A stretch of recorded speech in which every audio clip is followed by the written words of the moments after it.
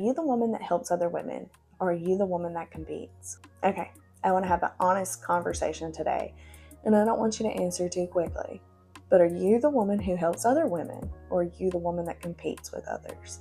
Because we all say we support women. We post the quotes on Facebook and we say things like, yes, girl. But when it's someone in your space, when they're doing something like you do, when there's someone that's growing fast or someone you quietly compare yourself to, what happens inside of you? Is it joy or is it tension? And I'm not asking this to shame anybody. I've had to check myself too, because there have been moments where I saw another woman doing something very similar to me, and my first reaction wasn't, oh, I'm so proud of her. I was like, oh, so now we're in competition. And that reaction tells you something. So why do we compete? Most women who are competing with others aren't just mean, they're insecure. And that insecurity comes from feeling like there's not enough success, or there's not enough money, or there's not enough attention, or feeling like there's only room for one. So when another woman rises, they start to panic. They start whispering to themselves, well, if she wins, you lose. If she grows, you shrink. If she shines, then you're going to fade. But that's not true. Most of the time, the only competition that you have is in your head. There are millions of women online, millions of businesses, millions of voices, but your lane is your lane. When you don't feel secure in who you are, everyone feels like a threat. And competition doesn't always look obvious. It's subtle. It starts out watching but not supporting, not sharing resources you have, or keeping those contacts to yourself.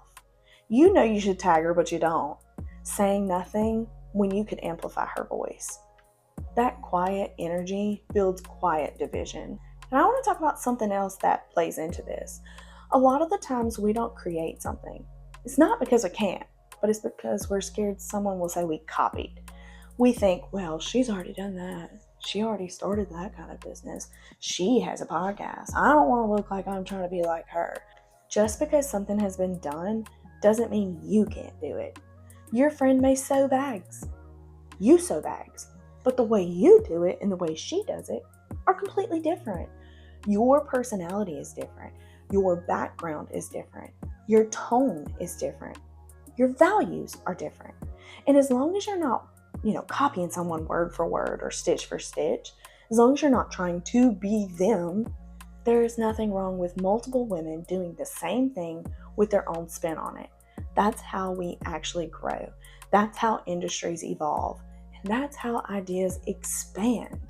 One day my children and I were watching Miss Rachel, and another woman popped up who also does children's content, and the comments underneath it were so harsh. They were like, oh, look at fake Miss Rachel, or she's just copying her, or she's trying to be just like her.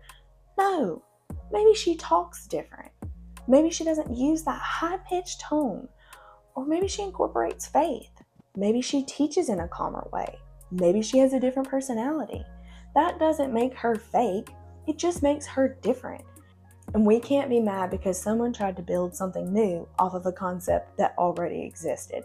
Because if you think about it, there was Mr. Rogers, Blue's Clues. I mean, think of all the childhood TV shows of someone who was talking to you, motivating you, that you used to watch. If nobody ever built on the ideas that already existed, nothing would ever change.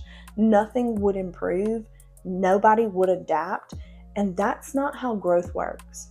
But sometimes, instead of supporting, we tend to police people. We start judging and deciding who's allowed to do something. Well, she's already done that. She can't start that. She's copying, or she's trying to be like so-and-so.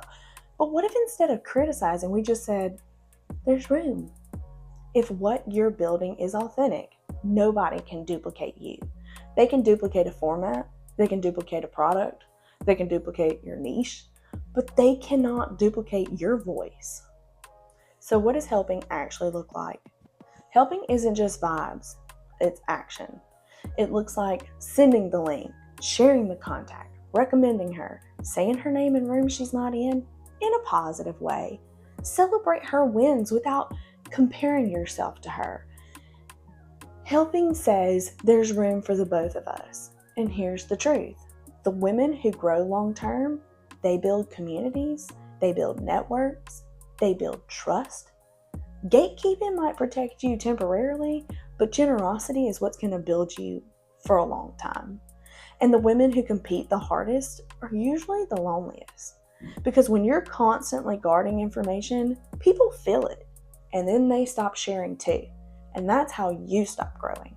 So let me ask you this. If every woman treated you the way you treat other women, would you feel supported? Would you feel celebrated? Would you feel safe? Or would you feel like you're constantly being sized up? That question will humble you really fast. Because sometimes we want support, but we don't want to extend it. We want a community, but then we guard access. We want collaboration, but we operate in comparison. You can't build a sisterhood while you're secretly competing with everyone in the room. And sometimes competition comes from old wounds, old rejection, insecurities, those past friendships that really broke your trust. But healing means choosing differently, and healing means that you've grown. Trust me, women around you are going to see how you act and how you behave and what information you share. And if you're not building other women up, they're going to come together and they're not going to allow you in that circle because they're all trying to help each other. They're all trying to build that community. They're trying to do that networking, and you are out for yourself. And so they're not going to let you in. So here's your challenge for this week. I want you to do one intentional act, just one. I want you to help another woman in a way that costs you nothing but your pride.